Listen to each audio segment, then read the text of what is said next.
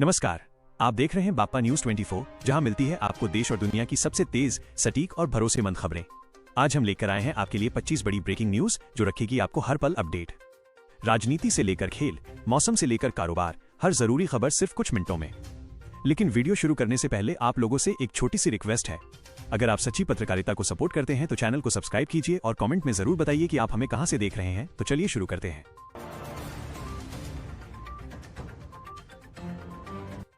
एक, देश के कई राज्यों में अप्रैल के अंतिम सप्ताह में भी भीषण गर्मी जारी है। मौसम विभाग ने उत्तर भारत के कई जिलों में हीटवेव अलर्ट जारी किया है, जबकि पूर्वोत्तर और दक्षिण भारत में बारिश और आंधी की संभावना जताई गई है। 2, प्रधानमंत्री नरेंद्र मोदी 28 और 29 अप्रैल को उत्तर प्रदेश के दौरे पर रहेंगे। इस दौरान कई विकास परियोजनाओं की समीक्षा, जनसभा और प्रशासनिक बैठकों का कार्यक्रम तय किया गया है, जिससे प्रदेश की राजनीति भी गरमाई हुई है। 3, भारतीय रुपया अमेरिकी डॉलर के मुकाबले कमजोर खुला और शुरुआती कारोबार में 94.37 प्रति डॉलर पर पहुंच गया। विदेशी निवेश और वैश्विक बाजार के दबाव के बीच वित्तीय विशेषज्ञों ने सतर्क निवेश की सलाह दी है। 4, केंद्रीय मंत्री अश्विनी वैष्णव विशाखापत्तनम पहुंचे, जहां गूगल के नए डेटा सेंटर की आधारशिला रखी जाएगी। यह परियोजना डिजिटल इंफ्रास्ट्रक्चर को मजबूत करने और स्थानीय स्तर पर रोजगार बढ़ाने की दिशा में महत्वपूर्ण मानी जा रही है। 5, दिल्ली के नरेला इलाके की एक फैक्ट्री में भीषण आग लग गई। दमकल की कई गाड़ियां मौके पर पहुंची और घंटों की मशक्कत के बाद आग पर काबू पाया गया। राहत की बात यह रही कि कोई जनहानि नहीं हुई।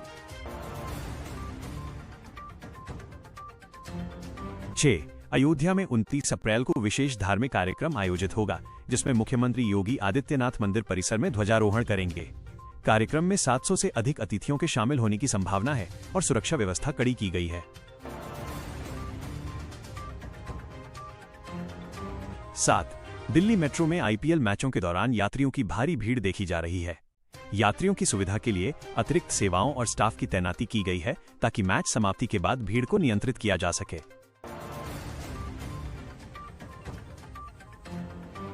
8, भारत और न्यूजीलैंड के बीच मुक्त व्यापार समझौते को लेकर चर्चा तेज हो गई है। व्यापार विशेषज्ञों का मानना है कि इस समझौते से कृषि, डेयरी और टेक्नोलॉजी सेक्टर में नए अवसर पैदा होंगे और निर्यात को बढ़ावा मिलेगा। 9, विश्वविद्यालय अनुदान आयोग ने ओपन और डिस्टेंस लर्निंग पाठ्यक्रमों के लिए नए प्रवेश दिशा निर्देश जारी किए हैं। छात्रों को ऑनलाइन आवेदन, सत्यापन और समय सीमा का विशेष ध्यान रखने की सलाह दी गई है। 10, डीपफेक वीडियो और फर्जी डिजिटल सामग्री पर नियंत्रण के लिए केंद्र सरकार नए नियमों पर काम कर रही है। विशेषज्ञों का कहना है कि इससे साइबर अपराधों पर रोक लगेगी और सोशल मीडिया प्लेटफॉर्म की जवाबदेही बढ़ेगी। 11, मध्य प्रदेश के कान्हा टाइगर रिजर्व में वन्यजीव संरक्षण के नए प्रयास शुरू किए गए हैं। बाघों की संख्या और प्राकृतिक संतुलन बनाए रखने के लिए विशेष निगरानी अभियान चलाया जा रहा है। 12, रिजर्व बैंक की आगामी मौद्रिक नीति बैठक पर निवेशकों की नजर बनी हुई है। महंगाई, ब्याज दर और बाजार की स्थिरता को लेकर संभावित फैसलों से शेयर बाजार और आम उपभोक्ताओं पर असर पड़ सकता है। 13, शिमला में गर्मी बढ़ने के कारण पर्यटकों की संख्या में अचानक वृद्धि दर्ज की गई है। पहाड़ी क्षेत्रों में होटल बुकिंग बढ़ी है, लेकिन स्थानीय प्रशासन जल संकट और यातायात प्रबंधन को लेकर सतर्क हो गया है। 14, देश के कई हिस्सों में तापमान 40 से 44 डिग्री सेल्सियस के बीच पहुंच गया है। स्वास्थ्य विभाग ने लोगों को दोपहर में बाहर न निकलने, पर्याप्त पानी पीने और बुजुर्गों का विशेष ध्यान रखने की सलाह दी है। 15, भारतीय राजनीति में चुनावी माहौल तेज हो गया है और कई राज्यों में दूसरे चरण के मतदान की तैयारियां पूरी कर ली गई हैं। राजनीतिक दल लगातार रैलियां और जनसंपर्क अभियान चला रहे हैं। 16, बंगाल और तमिलनाडु सहित कई राज्यों में विधानसभा चुनावों को लेकर राजनीतिक हलचल बढ़ गई है। पार्टियां उम्मीदवार चयन, गठबंधन और जनसभाओं के माध्यम से मतदाताओं को साधने की कोशिश कर रही हैं। 17, विदेशों में भी कई बड़ी घटनाएं सामने आई हैं, जिनमें अमेरिका में सुरक्षा को लेकर चर्चा तेज हुई है।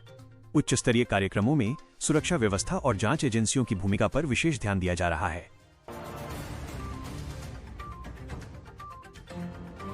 18 इंडोनेशिया की राजधानी के पास ट्रेन दुर्घटना में मृतकों की संख्या बढ़ गई है। राहत और बचाव कार्य तेजी से चलाया गया और कई घायल यात्रियों को अस्पताल में भर्ती कराया गया है।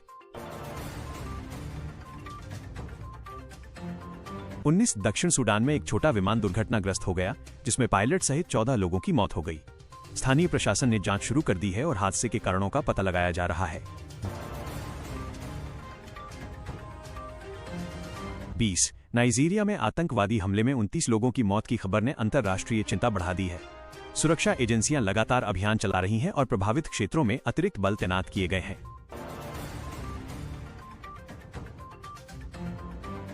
21 शेयर बाजार में सप्ताह की शुरुआत उतार चढ़ाव के साथ हुई। सेंसेक्स और निफ्टी में शुरुआती गिरावट के बाद कुछ सुधार देखा गया। निवेशक रिजर्व बैंक की नीति बैठक और वैश्विक संकेतों पर लगातार नजर बनाए हुए हैं।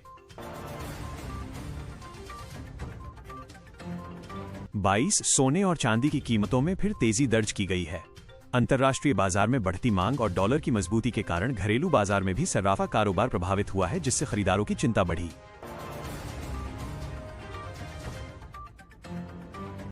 तेज पेट्रोल और डीजल की कीमतों को लेकर आम जनता की नजर बनी हुई है। कई शहरों में दाम स्थिर रहे, जबकि कुछ क्षेत्रों में परिवहन लागत बढ़ने से स्थानीय स्तर पर महंगाई का असर महसूस किया जा रहा है। 24 रेलवे ने गर्मी की छुट्टियों को देखते हुए कई स्पेशल ट्रेनों की घोषणा की है।